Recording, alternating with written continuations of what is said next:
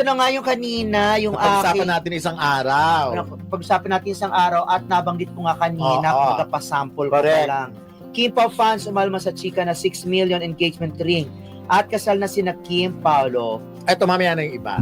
Ayun ang mga yan yung nakakarating din sa akin na parang talaga ba? So ano nang tawag? Yun nga, kaya nga nila sinasabi nung iba yung reaction, parang kulto na daw. Parang, actually, kino-compare nila sa, hindi masama mag-compare, kino-compare nila sa Aldab nung araw. Yung ganun talaga yung ilusyon na nagkaroon na nakasal na may anak. Di ba hanggang ngayon naman, may mga fans na naniniwalang may anak yung dalawa. At ito naman ngayon, may mga fans din na nagpo-post na talagang yun na. May mga storya pa nga eh. Pag binasa mo yung kwento, parang detalyado na kesyo 6 million nga ang engagement ring, pero kasal na. At yun nga yung wedding. Pwede naman magpakasal lang sina Kim at Paolo na hindi natin nalalaman. Although, maraming ganyan situation like si Megan Yang and Mikael Diaz na itago for a while, di ba? Pero lalabas at lalabas din naman.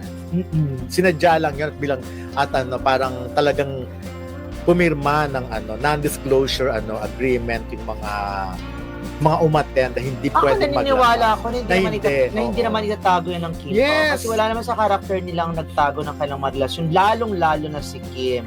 Though hindi ako masyado kay Paolo dahil wala naman siyang, ang inamin niya lang yung kay LG dahil nagkaroon sila ng Junakis. At yung isa, yung isang model, di ba? Yes. Isang model beauty queen, and then itong kay Janine medyo hindi naman nila wala talagang confirmation eh.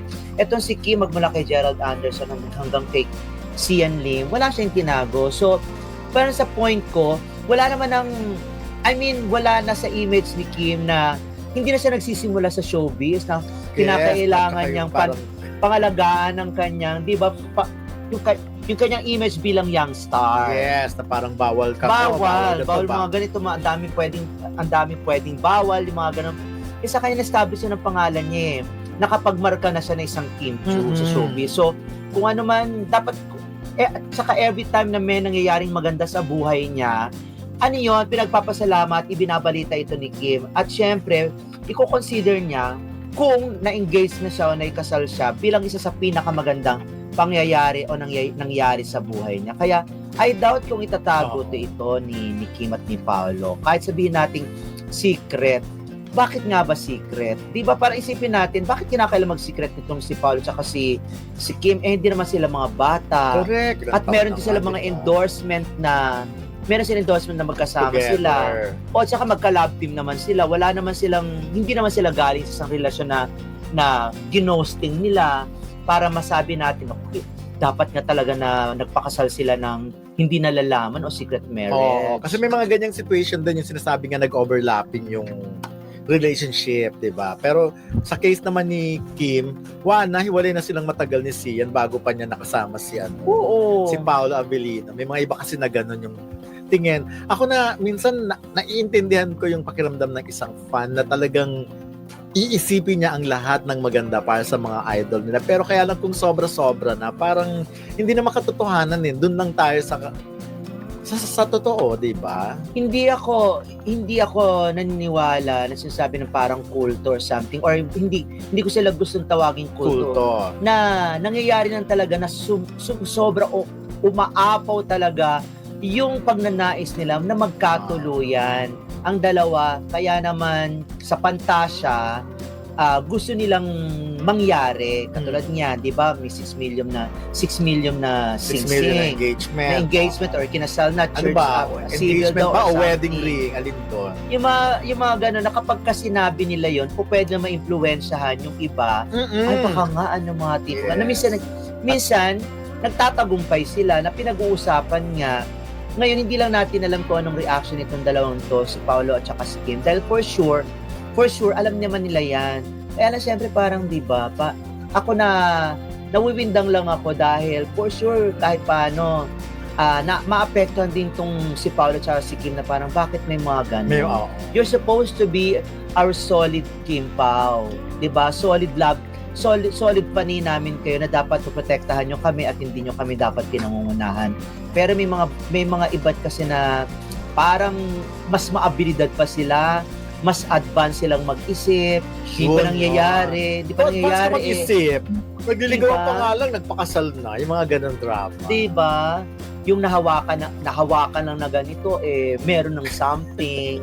My gosh. Pero hindi naman masama Nung araw yun. po, kaya rin kung doon sila nagiging masaya, kaya rin syempre, Oo. dapat, wag nang nating paabutin sa medyo toxic kasi sometimes nagiging toxic yung iniisip nyo na nakakapagpaganda sa image ng idolo nyo or yung gusto nyong mangyari, nagiging toxic. Parang yung reaction ng iba, katunayan, yung mga kapwa Kim Pao din ang nagre-react na hindi totoo yan, wag tayo umabot muna sa ganyan. Ang nangyayari dyan ay sila-silang nag-aaway-away dahil Yes, kaya nga doon. sabi ko, wag paabutin, wag gawing toxic. Sila Sila nagbabakbakan. nagkokontrahan. At saka wag nyo namang gawin si Kim na parang hindi naman siya mabuting babae. Oo. Di ba? Wala sa karakter niya na magtago. Wala sa karakter niya yung isisikreto, yung mga bagay-bagay na maganda, as in ang pagpapakasal at pag-engagement at pagbibigay ng singsing na malaki, na mahal, is magandang pangyayari yan sa buhay ng isang babae. Dahil ibig sabihin, napaka-importante mo, napaka-precious mo. Pero kaya lang talaga ganun yata pag sobrang sikat din. Mm-mm. Sa bagay, nung mga panahon din naman na wala pang social media, ang mga artista rin naman kung ano-anong nachichismis sa kanila, di ba? Oo nga. Talagang grabe din ang mga naranasan nila ng mga sikat. Pero pag hindi ka naman sikat, hindi ka naman pag-akse ng panahon. Ikaw ba? May nag-akse ba ng panahon sa'yo? Naggawan ka ng kwento? Na halimbawa, kinasal ka. Ngayon pa lang, yung tinatanong mo, pinag-aksaya mo ako ng panahon na tanong yung mga bagay-bagay na hindi ko naman alam. Yung mga ganyan-ganyan, di ba? Oo. Yung mga iba nga, pinangungunahan kami. Like ako like sinasabi, hindi mo naman talaga bet si Catherine Bernardo, yung mga ganyan. Sandali, bakit may mga nauunang gano'n? Sa'yo. Ayun din, Catherine Bernardo. Oo, may nagsabi Galit sa ka akin. raw, Galit kay ako. Catherine. Pero Hindi naman ako nagagalit. saan pa Catherine. nanggagaling yun? Love na love nga namin si Catherine. Kaya as much possible talaga ipagtatanggol namin yan. Mhm. Kasi katulad niya, meron mga sinasabi na hindi maganda kay Catherine, pero yun lang mga obserbasyon namin at obserbasyon din naman ng mga fans. Like sa Para mga... kino-call out din naman namin kung sino yung malapit kay Catherine at kung nakakarating man kay Catherine itong content natin, pinag-uusapan natin, na sana mag-isip-isip siya or kaya yung mga taong malapit sa kanya na pagsabihan si Catherine. Oo, actually, Talaga. maganda naman yung mga pinapayo sa kanya, at yung mga messages, advices sa kanya. At saka ako sa YouTube or sa Facebook, pag may mga negative comment na alam ko namang offensive, hindi ko nilalike kasi nilalike ko yung mga comment na iba na magaganda. Pero pag mga gano'n naman, hindi ko naman ilalike ko. Ayun, eto na, Yeah. segue na natin dun sa Paolo ay ginit na hindi siya kasali sa Lakambini ni Lobby po. Pero bakit siya nasa trailer? Teka muna, ito pong Lakambini, ito ay pelikula ni Labi po, isa tong historical movie. Yes. Na ginawa ito ay 10 10 years years ago. ago. At ngayon lang Ayan. ito ipalalabas. Kaya may kita nyo ang pagbabago ng mukha ni Labi dito at saka yung mukha ngayon. Itsura niya. Ngayon, hindi ko masabi na hindi siya kasama. Baka naman nag-guest lang or baka ginamit. Yan nasa trailer eh. Hindi hindi ko alam Wala akong masasabi. Kung nasa trailer man siya, o di maganda, at least. Pero sinabi niya nga na hindi siya kasali sa movie. Ako, ang suspecha ko ganito. Since dati si Lobby at si Paolo ay magkasama sa isang management, di ba? Kay Leo Dominguez yung dati. So, malamang nasimulan to noon. So, nakunan yung part na yan. And then, nanahimik na yung pelikula. And then, itinuloy. Kaya siguro si Paolo, parang sa message na nung una, hindi siya kasali sa pelikula, pero biglang kinlarify niya na baka itinuloy nila. Pero kaya lang nga, nasa trailer. So, pag ganyan bang situation na sinabi mong yung feeling mo hindi ka kasali, pero nasa trailer ka, anong dapat gawin ng present manager or talent management ni Paolo? Wala, tanong natin. Hindi, kay ikaw lang. Ako kasi feeling ko, baka dapat kausapin din ng present management ni Paolo yung kung sino man ang sa production niyan. Yung sa akin kasi, tama rin naman yun na dapat kausapin. Kaya lang, kung ikaw naman, doon sa first movie, kung ikaw naman ay nakagawa na ng mga eksena and then bayad ka naman. Oo. Bayad Ayun ka naman nga, doon sa mga... Kaya nga dapat klaruhin. Nabayad ka naman doon sa eksena na yun. Baka lang kasi nakalimutan lang ni Paolo. Katulad sabi mo, nakalimutan lang ni Paolo. Dahil 10 years ago Correct. nakalimutan ni Paolo na meron pala siyang exposure. Sabihin natin exposure, maliit man or malaki. Pero baka eksang eksena lang to or something. Pero kung bayad ka naman, tama lang naman na ipaalala sa'yo. Kasi baka nga may mga ganun tayo, di ba, meron na tayong, kung nakapunta ka na sa lugar na to, talaga hindi ko na maalala hindi ako nakapunta dyan, tapos meron pinakita resibo, ay oo nga pala, no? Pero dapat kang Yung mga alamin din ng ganun. management ni Paolo kung bayad ba talaga siya dyan, kung nabayaran, di ba? Kasi ang tagal na eh. Yun nga. Isang dekada nang nakalipas, pero tignan mo si Paolo, parang hindi nagbago. Correct. Pero yun na nga, well, kung bayad naman siya dun at meron siyang exposure, okay, at least nakasama siya dun sa historical na movie. Kaya nga, kahit maganda naman kahit guesting Yung siya, trailer diba? pa lang maganda naman. Oo. Tsaka Kung ikaw kay eh. Paolo, nakita mo na yung sarili mo sa trailer, anong gagawin? Wala. Carry Talaga, lang. hindi mo Kung na. ako si Paolo, okay lang. Hindi naman Hindi ako ako. siguro ipopromote ko na rin. Invite ko na rin yung mga hindi naman masama ang loob ko kay Love. Hindi naman full exposure ako diyan yung participation ko diyan hindi full. Di okay lang sa akin. Ngayon kung hihingiin yung aking suporta, ibibigay ko. Pero kung wala naman, hindi ako kikilos kasi baka feeling nila hindi naman ako kailangan sumuport. Baka ang dapat lang na baka dun sa publicity slant, ang kailangan lang si Lobby po dahil since siya yung bida doon. Pero siguro, parang gano'n na rin kung alamin muna nung manager ni Paolo ngayon kung ano ba nangyari, kung talagang okay naman, kung nabayaran, lahat, nag-agree, etc. Tapos, kung ako naman si Paolo, siguro ipopromote ko pa rin. Eto Kasi nga, kung hindi... for the love of Lobby po, naging okay naman kayo ni Lobby eh. Eto nga, okay, kung sakali man sumulpot ang issue na hindi pala dyan nabayaran ng buo. Ayun. Si Paolo, Di buo masisingil. ha, pero nakapag-down na. Tapos eto na exposure niya, anong gagawin? At least, magkano ba muna? Kung 1 day lang ba ang shooting o 2 days? Hindi, sa akin kasi ang naiisip ko, basahin mo muna yung kontrata. Pero tingin ko parang part Basahin lang mo na yung talaga kontrata kung nakasado sa kontrata na bayad ka o hindi. Kapag ka ang tawag dito, pag nakunan ka na, tapos hindi mo natapos at nakapagbayad ka na ng down payment, okay na yon. Kaya isang eksena ka lang o isang araw ka lang at nakapag-down payment, di ba? So, okay na kahit hindi mo tapusin yung pelikula.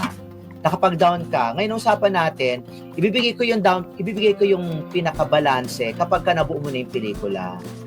Pero sana din, yung kung sino mang producer ng film na ito, sana magkaroon din sila ng, kumbaga, ng guts na tawagan si Paolo or i-chat na, oy, ilalabas namin tong trailer na to, baka magulat ka nakasama ka dito. Yung mga ganun pa din, para hindi nabibigla si Paolo na may ganyan pala. Baka hindi nga alam ni Paolo na isi-showing na Diba? Ang may alam lang talaga si Labi. Ang sinabihan lang talaga si Labi dahil siya talaga yung pinaka main title pa lang character. naman Lakambini. Mga Pero ganun. kung ganun kay Paolo, Kaya lang sa November pa to Kaya ang nga. showing pa niyan, tagal-tagal pa. maayos, Grabe tingin ko maayos pa rin naman. Grabe naman yung promotion ni Labi. Kasi ba maka 1 billion? Ang tagal ng buti na historical yung movie. Pero na yun mo, yan. ang tagal bago ipinalabas, as ang tagal pa bago ipalabas. Siguro pinag-iingay na ngayon, at least, di ba? Oo nga. Pero kung naman maganda ka, yung pelikula. tsaka si Labi, into na din, film production, nagpo-produce na sila ng husband niya. So, might as well, tulungan na rin. O at least, di ba, kung may exposure dyan si Paolo, at least nakakadalawang pelikula siya ngayong taong ito. Diba? Yes. Tila muling nagbigay ng ayuda si Kim Chiu sa kanyang mga tagahanga matapos niyang magbahagi ng opinyon tungkol sa pagpapabuti ng relasyon sa isang segment ng Showtime.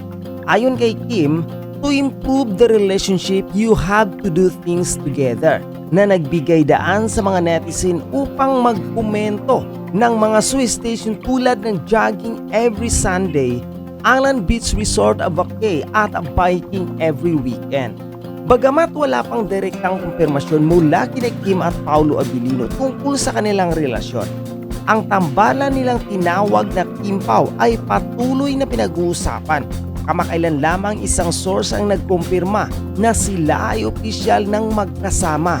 Gayunpaman, parehong nilinaw ni Kim at Paolo na hindi sila isang love team at mas gusto nilang tawaging tandem o on-screen partners. Samantala sa isang eksklusibong interview, inamin ni Kim na matagal na nilang plano ni Paulo ang pagpapakasal. Ngunit may mga bagay na kailangan nilang pag-isipan ng mabuti bago ito mangyari. Ayon kay Kim, gusto ko ng kasal, gusto ko ng buo at masaya. Pero may mga bagay na kailangan namin pag-isipan ng mabuti na nagdulot ng emosyonal na reaksyon mula sa kanya. Sa kabila ng mga usap-usapan, patuloy na sumusuporta ang kanilang mga tagahanga sa kanilang relasyon. Umasa na darating ang tamang panahon para sa kanilang mga plano.